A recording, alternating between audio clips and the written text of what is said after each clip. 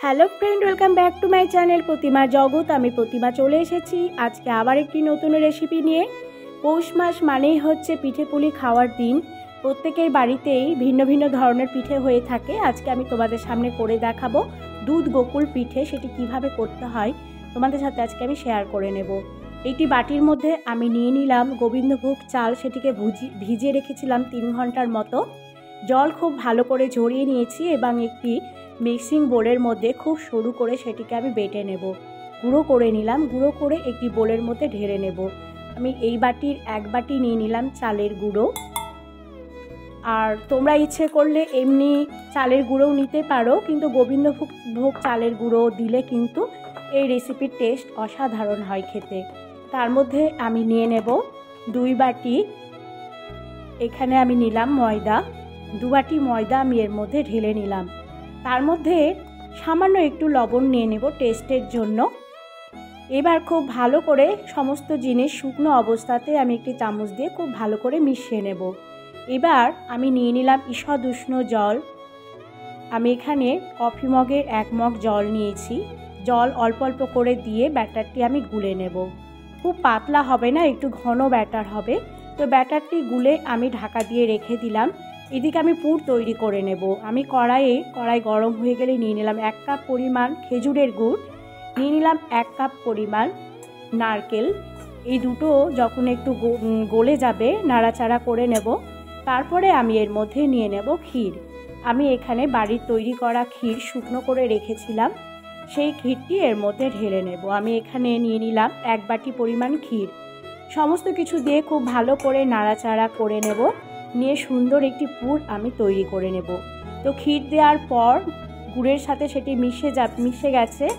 এবার আমি একটি কথা বলে রাখি, যদি একটু দেরি হয় নারকেল বা ক্ষীর এই পুরটা যদি একটু সময় লাগে, তাহলে একটুখানি চালের গুঁড়ো কিন্তু আমরা উপর থেকে ছড়িয়ে দিতে পারি। আর চালের গুঁড়ো দিলে কিন্তু জিনিসটি খুব থকথকে শুকনো হবে আর খুব তাড়াতাড়ি কিন্তু পুরটি শুকিয়ে যাবে। সেই জন্য আমি সামান্য একটু চালের গুঁড়ো উপর থেকে ছড়িয়ে দিলাম। এবার ওই কড়াইয়ের মধ্যে নিয়ে নিলাম আমি 2 কাপ পরিমাণ জল। কড়াইটা আমি আর ধুলাম না, যেহেতু আমার ক্ষীরের কড়াই। তার মধ্যে আমি নিয়ে নিলাম 2 কাপ পরিমাণ জল। জলটা হালকা একটু উষুম হলেই আমি দিয়ে দিলাম তার মধ্যে 1 বাটি পরিমাণ গুঁড়ো দুধ। তো আমি এই যে ব্যাটারটি তৈরি করেছি, ব্যাটারের মধ্যে শেষে আমি নিয়ে নিলাম একটুখানি এখানে বেকিং সোডা দিলে তাহলে আমার পিঠেগুলো খুব নরম হবে আর ঠান্ডা হলেও কিন্তু শক্ত হবে না এবার আমি পুর যে তৈরি করে রেখেছিলাম তার মধ্যে আমি একটুখানি এলাচের গুঁড়ো ছড়িয়ে দিলাম।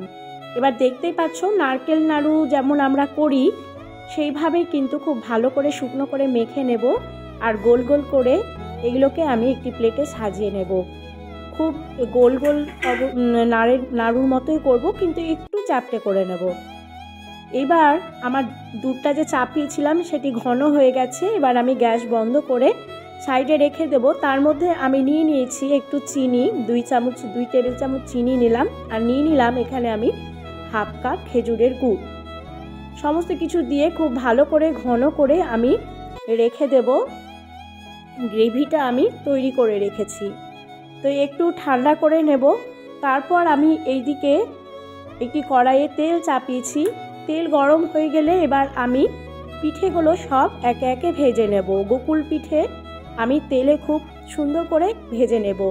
ব্যাটারটি আমি একটি হাতার মধ্যে নিলাম আর নিয়ে নেব তার মধ্যে সেই পুরটি, ক্ষীরের পুর। উপর থেকে আরেকটু ব্যাটার দেব।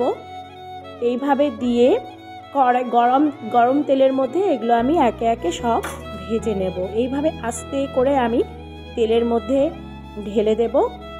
তো প্রত্যেকটা গোকুল পিঠে আমি এইভাবে সুন্দর করে তেলে ভেজে নেব। আবারও একটা আমি করে দেখাচ্ছি। ঠিক এইভাবেই কিন্তু আমি করে নিলাম। তো বন্ধুরা, এইভাবে যদি গোকুল পিঠে করো অসাধারণ লাগে খেতে।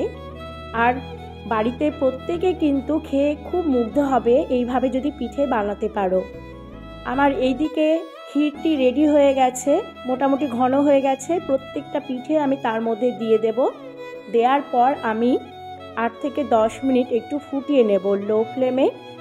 অনেকে গোকুল পিঠে করে একটু বেশি রসালো রাখে, কিন্তু আমি এই পিঠেটি করেছি একেবারে একটু শুকনো টাইপের, অর্থাৎ মালাই একটু মালাই হয়ে থাকবে, কিন্তু খেতেও অসাধারণ লাগবে। তো আমি ভালো করে ফুটিয়ে নিলাম।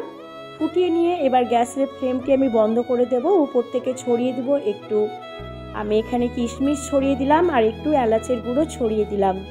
বেশ কিছুক্ষণ একটু ঠান্ডা করে নেব, তারপরে সেগুলোকে প্লেটে সার্ভ করব। তো বন্ধুরা, এভাবে যদি গোকুল পিঠে বানাও অসাধারণ লাগে খেতে। সকাল হলে কিন্তু এই পিঠে শক্ত হবে না, সুন্দরভাবে তোমরা কেটে খেতে পারবে। এইভাবে যদি গোকুল পিঠে বানাও, বাড়ির ছোট বড় সকলেই খুব মজা করে খাবে। এইভাবে গোকুল পিঠে একবার তোমরা অবশ্যই বাড়িতে তৈরি করে দেখবে। আমার এই পিঠের রেসিপিগুলো যদি তোমাদের ভালো লেগে থাকে অবশ্যই লাইক কমেন্ট শেয়ার করতে ভুলবে না নিত্য নতুন ভিডিও পাওয়ার জন্য। এরপরে আমি আরও নতুন নতুন অনেক রেসিপি নিয়ে আসব। আমার এই চ্যানেলটি সাবস্ক্রাইব করার অনুরোধ রইল। বন্ধুরা, একবার হলেও কিন্তু তোমরা এইভাবে গোকুল পিঠে করে দেখবে। আর কে কেমনভাবে গোকুল পিঠে করো আমাকে অবশ্যই কিন্তু কমেন্ট করে জানাবে। যদি তোমাদের এই রেসিপি ভালো লেগে থাকে তাহলে একবার হলেও বাড়িতে এইভাবে ট্রাই করবে। গোকুল পিঠে খেতে খুবই ভালো লাগে। তাছাড়া অনেকে দুধের পরিমাণটা একটু বেশি রাখে, কিন্তু আমি এখানে একটু শুকনো করেছি। শুকনো করে খেলে মনে হয় আরও বেশি ভালো লাগে। এখানে মালাইয়ের পরিমাণটা বেশি আছে, অসাধারণ লাগে খেতে। এইভাবে একবার হলেও কিন্তু তোমরা ট্রাই করে দেখবে। তো এইভাবেই তৈরি করে নাও গোকুল পিঠে।